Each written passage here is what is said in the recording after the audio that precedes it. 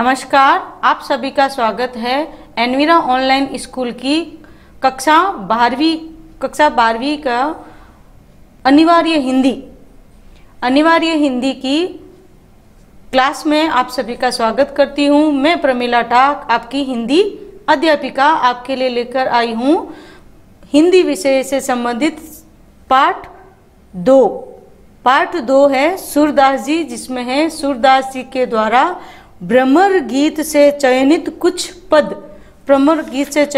पद के चार पद हम पहले पार्ट में पढ़ चुके हैं। आज हम पार्ट 2 में पढ़ेंगे पद 5वां, 6ठा और इसके प्रश्नोत्तर करेंगे। आइए पढ़ते हैं। तो ये हो गया आपका पार्ट 2।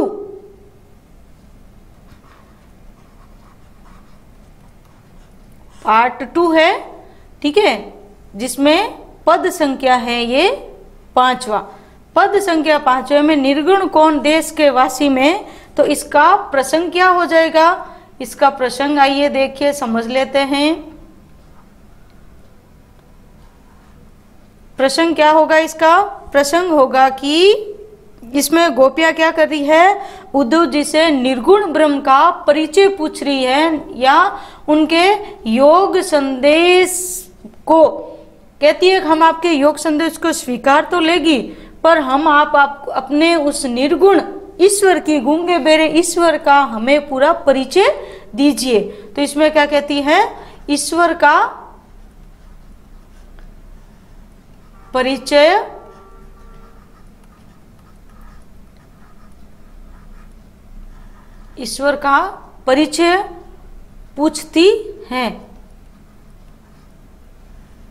पूछती है और इस माध्यम से वो क्या कर रही हैं? उद्धव जी का परिहास या उद्धव जी से तर्क करती है।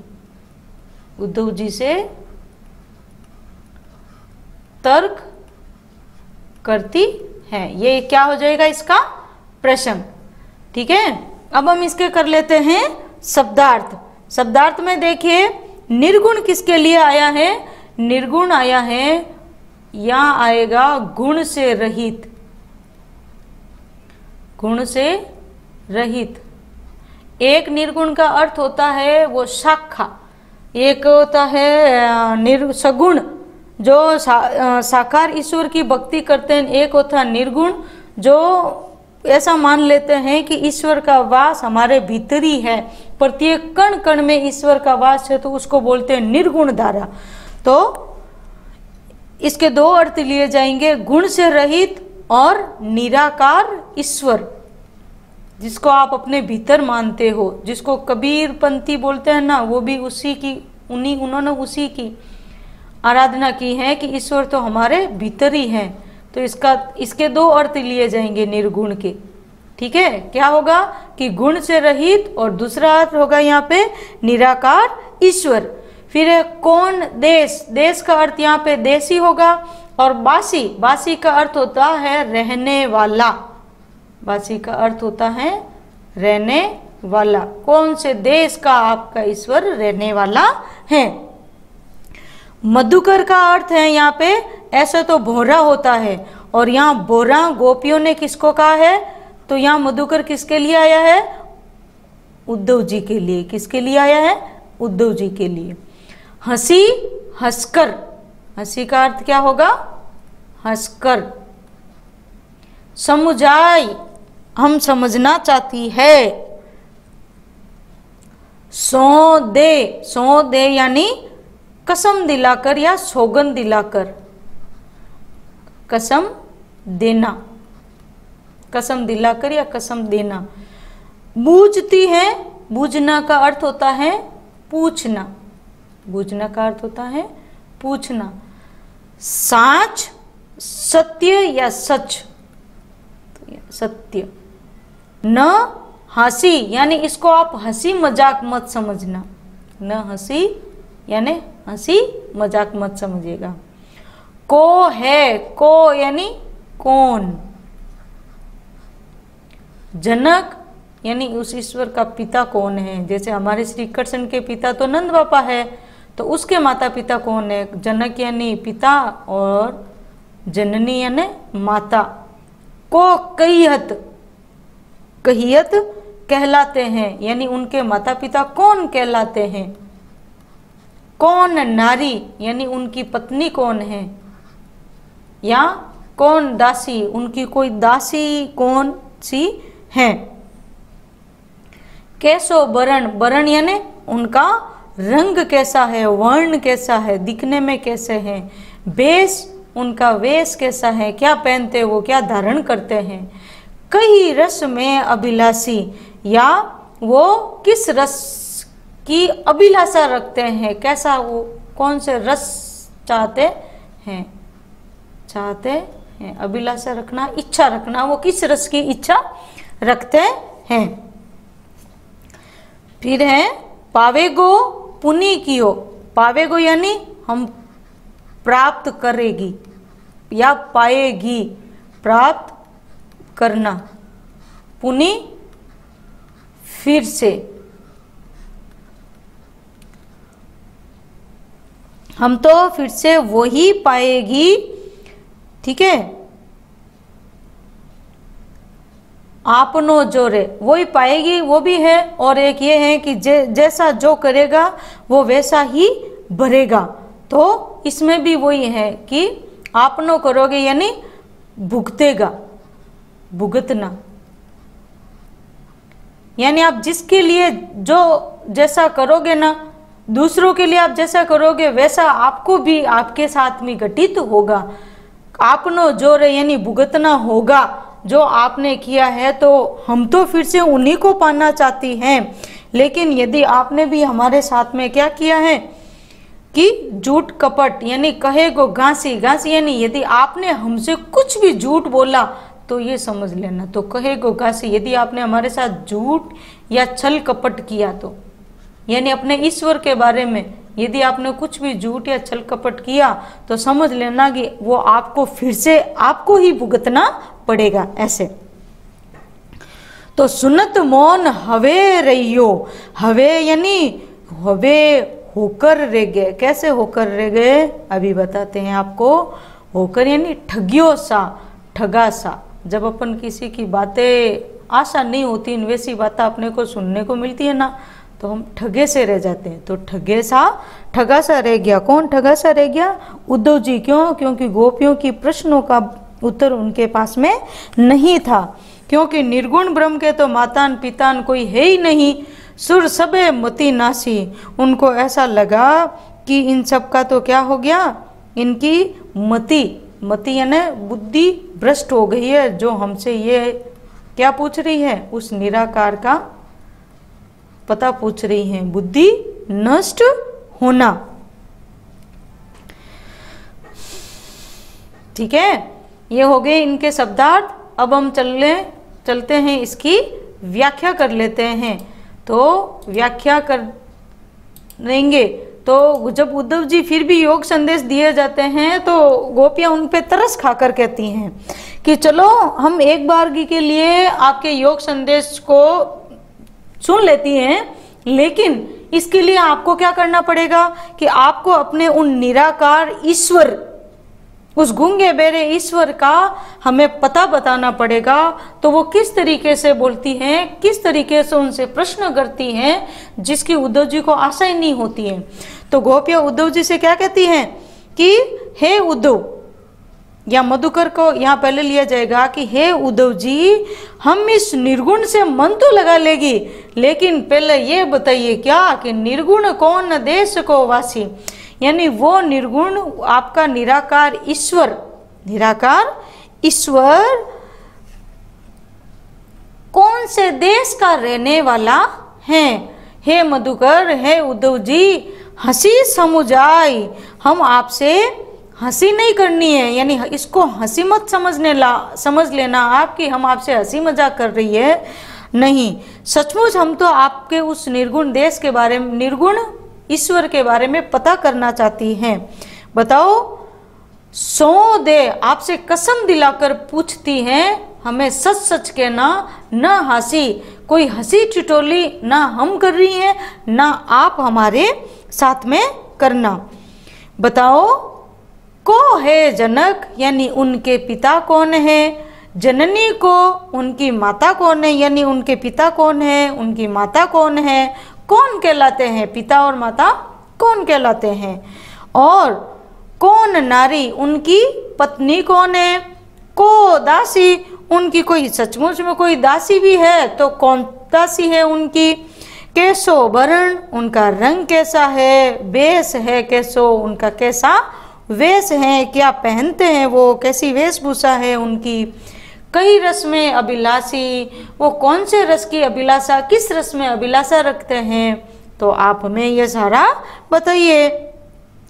पावेगो पुण्य क्यों आपनो जोरे, आप तो देखना हमें सच सच ही बताना, क्यों, क्योंकि यदि कहेगो घासी, यदि आपने हमें थोड़ा सा भी तनिक भी झूठ या छल कपट भरी बातें हमारे साथ में कही, या अपने उन ईश्वर के बारे में कुछ भी गलत बताया, तो समझ लेना कि इसका खामियाजा पावेगो पुण्य कियो, यदि हमारे साथ में आपने छल कपट किया तो वो आपनो जोरे, आपको ही भुगतना पड़ेगा। ठीक है, आगे ना यहाँ तक। तो भाई गोपियों की ऐसी बातें सुनकर सुनत मौन हवे रही हो, सुनकर मौन होकर रह गए और ठगे से रहकर खड़े हो गए। अब उद्धव जी के पास में इनका तो कोई उत्तर ही नहीं था। उनको लगा, सूरदास जी कह रहे हैं कि वो सोच रहे हैं कि इस सबे मति नासी, इन सभी गोपियों की तो बुद्धि नष्ट हो गई है। अब हम भला उन ईश्वर के निर्गुण ब्रह्म के हम माता पिता दासी वगैरह रंग रूप हम कहाँ से बताए, उनका तो कोई उत्तर देते ही नहीं बनता है। ये गोपियाँ तो अब हमसे बिल्कुल ही नहीं, हमें तो ये पार नहीं कर सकती, हम इनसे पार नहीं पा सकते। आ गया यहाँ तक समझ में आपको। अब इनका विशेष करते हैं हम। जब विशेष करेंगे तो क्या होगा कि साहित्यिक ब्रज भाषा का प्रयोग किया गया है, व्यंग्यात्मक शैली है, गोपियों ने उनका परिहास भी किया है, अनुप्रास अलंकार का प्रयोग हुआ है, और इसमें क्या बताया कि प्रेम और भक्ति के बल पर ज्ञानी उद्धव जी को भी क्या कर दिया है, गोपियों ने परास्त कर दिया है। ज्ञानी उद्धव को तर्कहीन कर दिया, ज्ञानी उद्धव को तर्कहीन कर दिया। ये इस गोपियों की खासियत है, क्योंकि उन्होंने निस्वार्थ प्रेम किया था इसलिए। तो आगे आपको यहाँ तक समझ में, इसमें ऐसा कुछ भी कहीं पे भी नहीं है, कहीं आपको समझ में नहीं आए तो आप पूछ लीजिएगा। आइए बढ़ते हैं अगले दोहे की तरफ। छठा दोहा क्या कह रहा है, छठा दोहा आपका शुरू करते हैं। इसका प्रसंग क्या हो जाएगा, इसका प्रसंग होगा, या लिख देती हूं, इसका प्रसंग है सारी सुखदायिनी। जो भी उद्धव जी जब उनको योग संदेश सुनाते हैं तो वो अपने दुखों का, वीर का वो हवाला देती हैं। किसको देती हैं, उद्धव जी को हवाला देती हैं कि किस तरीके से जो चीजें हमें अच्छी लगती थी वो सारी सुख देने वाली, सारी सुख देने वाली वस्तुएं, और वस्तुएं यहाँ कौन सी थी वो हम इस पद में पढ़ लेंगे।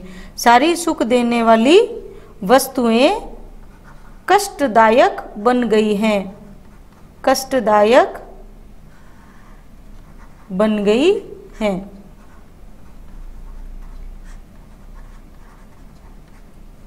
यहाँ ये इसका क्या हो जाएगा, प्रसंग हो जाएगा कि गोपियों ने अपना दुख प्रकट किया है, या अपना कष्ट जो उन्होंने वीर व्यथा या गोपियों की वीर व्यथा को यहाँ प्रकट किया गया है। तो आइए हम इसके करते हैं शब्दार्थ करते हैं कि बिन, बिन यानी बिना, बिना गोपाल, गोपाल यहाँ किसके लिए आया है? कृष्ण के लिए। बिना कृष्ण के तो बैरिन, बैरिन यानी हमें ऐसा लगता है कि ये तो हमारी दुश्मन या शत्रु भई हो गई, हमारी क्या हो गई है? शत्रु हो गई है। कौन? कुंजे, कुंजे यानी वृक्षों का समूह, वृक्षों का समूह। तब ये लता, तब ये लता, लता का लता ही होगा, लगती यानी लगती थी, अति यानी बहुत ही, शीतल यानी ठंडी लगती थी, या शीतल का वैसे शीतल भी होता है तो ठंडी लगती थी। अब भई, अब हो गई, क्या हो गई? विषम, विषम यानी भयंकर या कठोर, भयंकर ज्वाल की पुंजे, तो ज्वाल यानी अग्नि, ज्वाल यानी अग्नि की पुंज, पुंज यानी लपटे। अब ऐसा लग रहा है कि इनसे अग्नि की लपटे, भयंकर अग्नि की लपटे निकल रही हैं। वृथा, वृथा यानी व्यर्थ में ही। पहले तो जब जमुना बहती थी तो अच्छी लगती थी, अब तो ऐसा लग रहा है कि ये यमुना नदी भी, जमुना यानी यमुना नदी भी कैसे बह रही है? व्यर्थ में बह रही है। व्यर्थ में ही खग बोलत यानी पक्षी बोल रहे हैं, व्यर्थ में ही कमल के फूल खिल रहे हैं। अली, अली यानी बोरे गुंजार कर रहे हैं, गुंजे यानी गुंजार करना, व्यर्थ में ही गुंजार कर रहे हैं। अब गोपियों को पहले जो चीजें अच्छी लगती थी अब उनको वो अच्छी नहीं लगती हैं। और क्या कि पवन यानी ये जो हवा है, वायु है, पवन यानी हवा या वायु है, वो भी कैसे बह रही है? अब हमें अच्छी नहीं लग रही है। और ये जो पानी है, पानी यानी जल, और घनसार कपूर, संजीवनी ये जो बादल है, वो सब पहले कैसे थे? अच्छे लगते थे। बादल जो कि जीवन को देने वाले हैं, संजीवनी क्यों बोलते हैं इनको? जीवनदायिनी बोला जाता है इनको, हे जीवन के पारावार ऐसे भी बोले जाते हैं ना, इसलिए जीवन दायिनी है। सॉरी एक मिनट, इसको थोड़ा सही कर देती हूँ। जीवन दायिनी क्या आएगा?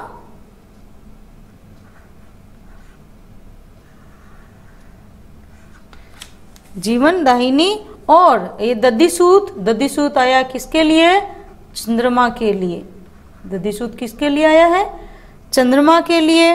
और किरण, किरणें, चंद्रमा की भी किरणें होती है। भानु, भानु यानी सूर्य।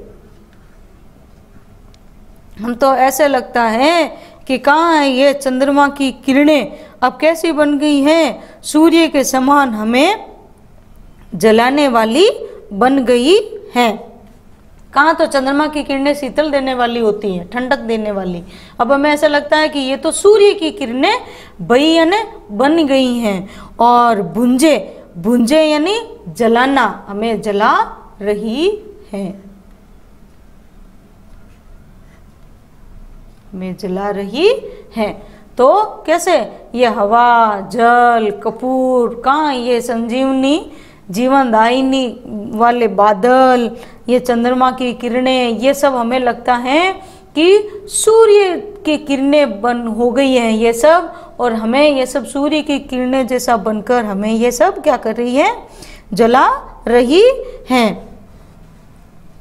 हे उद्धव जी, ए उद्धव कहियो माधव सो, है उद्धव जी वो पीड़ित होकर कहती है, ऐसे दुखी होकर। कहियो यानी कहना, माधव, माधव किसके लिए आया है? श्री कृष्ण के लिए। श्री कृष्ण से जाकर कहना कि सो यानी आपके विरह में, आपके विरह के वियोग ने तो हमें क्या बना दिया है? कदन यानी कैसा कर दिया है? कदन करी यानी हमें मार दिया है, मार कर आपके वियोग ने, वीर यानी वीर भी होता है वियोग भी होता है, इन्होंने तो हमें मार कर इतना घोर कष्ट दिया है, इतना पीड़ित किया है कि हम तो क्या हो गई हैं, मारत यानी मारत लुंजे, हम तो क्या हो गई हैं, अशक्त हो गई है। लंगड़ी होना, वो एकदम लंगड़े होके वो बैठ जाते हैं ना, वो ऐसे लंगड़े होना, लंगड़ी हो गई है, या अशक्त होना,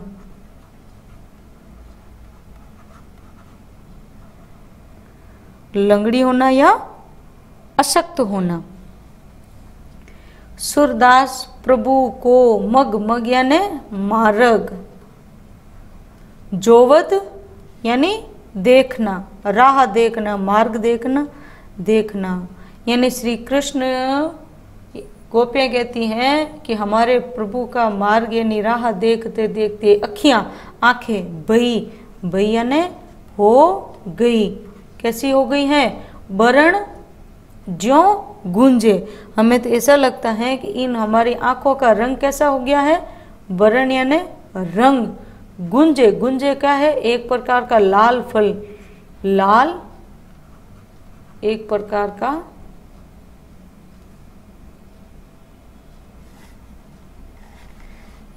का लाल, लाल ही बोलते इसको, या ऐसे रत्ती बोला जाता है, जिसमें ना सोना और चांदी ऐसे तोले जाते हैं। तो सुनार की दुकान पे भी आपको ये जैसे मिल सकता है।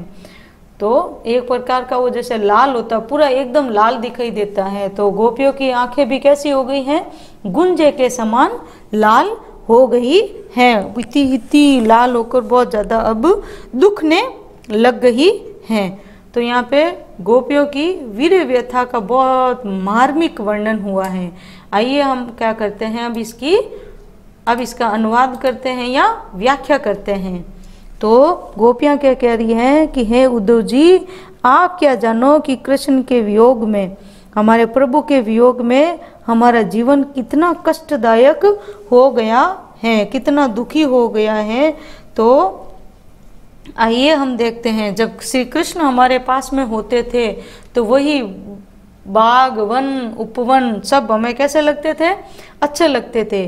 और अब वही सारे कैसे हो गए, बिन गोपाल बैरिन भई कुंजे, यानी बिना श्री कृष्ण के तो हमें ऐसा लगता है कि ये जो ब्रज की कुंज है ना, जो वृक्षों के समूह है ना, जहाँ हम श्री कृष्ण के साथ विहार किया करती थी, हमें तो ये शत्रुओं के समान अप्रिय लगने लग गई हैं, शत्रुओं के समान अप्रिय लग रही है। अब हमें ये अच्छी नहीं लगते हैं, अभी हमें कष्ट देने वाले लग रहे हैं।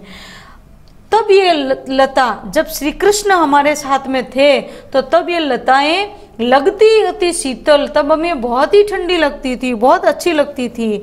और अब भाई, और अब तो ऐसा लग रहा है भाई विषम ज्वाल की पुंजे, अब तो हमें लगता है कि ये लताएं भयंकर अग्नि की, या भयंकर अग्नि की ज्वाला देने वाली क्या बन गई हैं, लपटें बन गई हैं, अग्नियों का समूह बन गया है जो हमें भीषण ज्वाला से जला रही है, दहका रही है। अब तो हमें लगता है क्या कि वृथा बहती जमुना, पहले तो जमुना कल कल करके बहती थी, तो कलरव करते हुए, खग बोलते हुए, कमल खिलते हुए, भोरे गुंजार किए हुए सब अच्छे लगते थे। अब तो हमें इन यमुना का बहना, पक्षियों का बोलना, कमल का खिलना और भौरे का गुंजार करना, ये सब हमें तो अब सारे दृश्य, कैसे ये जो सारे दृश्य हैं, कभी हमें अच्छे लगते थे, अब ये सारे दृश्य कैसे लगने लग गए हैं, व्यर्थ लग रहे हैं या कष्टदायक लग रहे हैं, व्यर्थ लग रहे हैं या कष्टदायक लग रहे हैं। हो गया यहाँ तक। फिर देखिए कि पवन पानी, पवन यानी ये हवा, ये जो बहने वाली वायु है, जल है, कपूर, घनसार कपूर है, और बादल है, दधिसूत ये चंद्रमा की किरणें, दधिसूत किरण चंद्रमा की किरणें, ये सब मिलकर पहले तो अच्छा लगता था, सब कुछ शीतलता प्रदान करने वाली थी। जैसे हवा ठंडी बहती है तो अच्छा लगता है, जल ठंडा होता है तो अच्छा लगता है, कपूर की भीनी भीनी खुशबू अच्छी लगती है, बादल ठंडी हवाएं देते हुए बहते हैं तो अच्छे लगते हैं, और चंद्रमा भी शीतलता प्रदान करता है, चंद्रमा की किरणें भी, चांदनी। और अब हमें लग रहा है कि ये सब क्या हो गई है, भानु भई भूंजे। अब तो ये सूर्य के समान हमें सब जलाने वाले, हमारे सूर्य के समान हो गई है, और अब हमें क्या कर रही है, ये हमें जला रही है। तो हे उद्धव, आपसे हाथ जोड़कर हम विनती करती है कि आपसे हमारा इतना ही आपसे अनुरोध है, कहियो माधव सो, आप तो हमारे श्री कृष्ण से जाकर कहना कि सो विरो, यानी आपके वियोग ने, यानी उनके वियोग ने हमें तो जीते जी मार कर क्या बना दिया है, लंगड़ा बना दिया है, हमें अशक्त बना दिया है, हमें विकलांग बना दिया है। हम तो जीते ही जीते क्या हो गई हैं, मृत के समान जीवन जी रही हैं। कवि सूरदास जी क्या कह रहे हैं, सूरदास प्रभु को मग जोवत, कवि सूरदास जी कहते हैं, गोपियां कह रही हैं कि हमने तो उनके आगमन के पथ को एक टक देखा है, मग जोवत अखियां, यानी प्रभु के आने के मार्ग को एक टक देखते रहने के कारण हमारी आँखियाँ भई हो गई, बरण यानी हमारे आँखों का रंग भी कैसा हो गया है, लाल रंग का हो, कैसा, ज्यों गूंजे बरण, यानी आँखों का रंग भी लाल, एक प्रकार के लाल गुंजे के समान होकर हो गया है, और अब तो ये भी दुखने लगी हैं। आ गया यहाँ तक समझ में आपको? तो ये आपके 6 पद पूरे हुए। इसका विशेष जब अपन करेंगे तो विशेष में क्या है कि वियोग श्रृंगार रस की मार्मिक या हृदय स्पर्शी चित्रण हुआ है, यानी गोपियों की वीर व्यथा का करुण वर्णन किया गया है।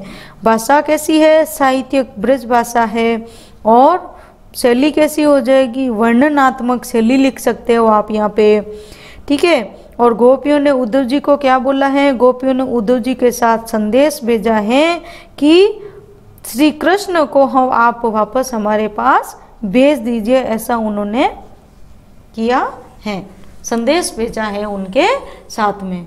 तो आपके दूसरा पाठ भी यहाँ समाप्त होता है। आइए बढ़ते हैं प्रश्नोत्तर की ओर।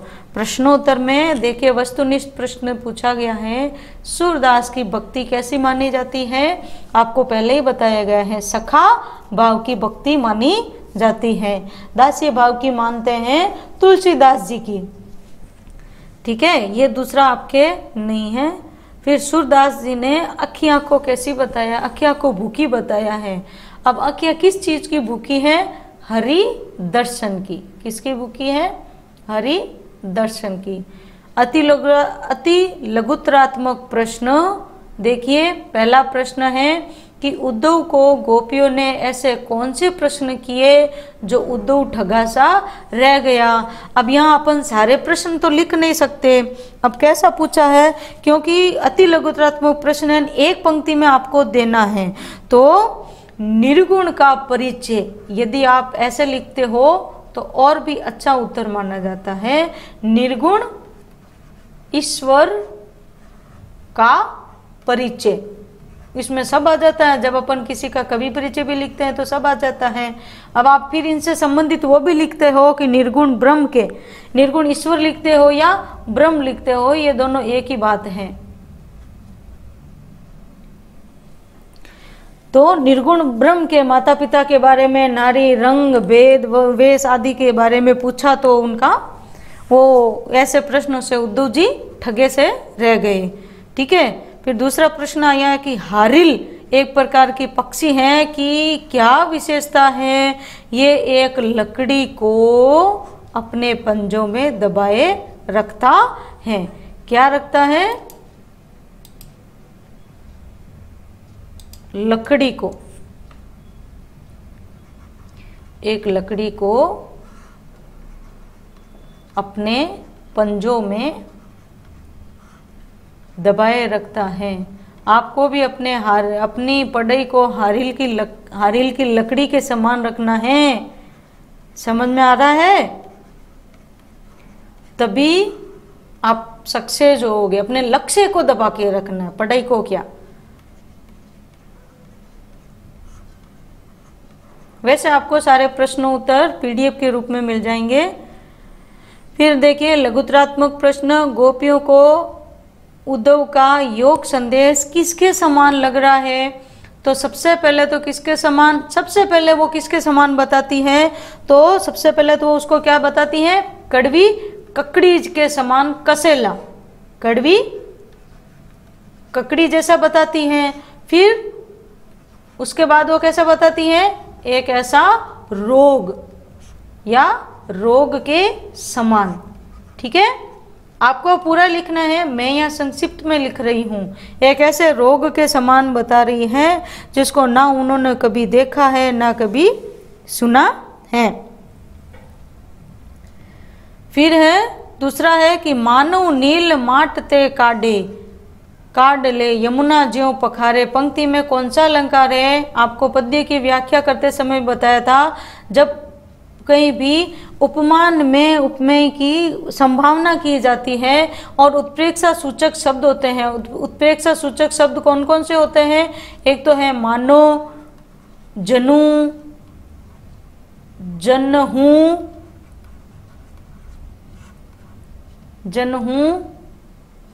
मन हूं, ये मान हूं दे रखा है यहाँ पे, मन हूं, ज्यों या जैसे, ये सब क्या है? उत्प्रेक्षा सूचक शब्द हैं। तो जब उपमान में उपमेय की संभावना की जाती है, जब उपमान में उपमेय की संभावना की जाती है तो वहां कौन सा अलंकार होता है? संभावना भी होगी प्लस उत्प्रेक्षा सूचक ये शब्द होंगे। इन सबको क्या बोलते हैं हम? उत्प्रेक्षा सूचक शब्द। एक मिनट, इनको क्या बोलते हैं? उत्प्रेक्षा सूचक शब्द। जब वहां पे होते हैं तो वो कौन सा अलंकार हो जाएगा? यहाँ पे आपका उत्प्रेक्षा अलंकार। इसमें किसमें कि ये इनके मथुरावासियों के काले होने में नील माट से निकाले जाने की क्या की है? उपमेय में उपमान की संभावना। सॉरी, किसमें?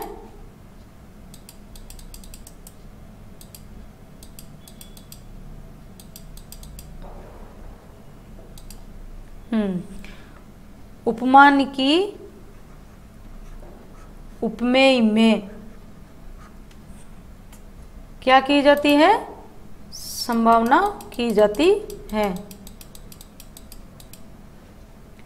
ठीक है, आगे यहां तक समझ में आपको?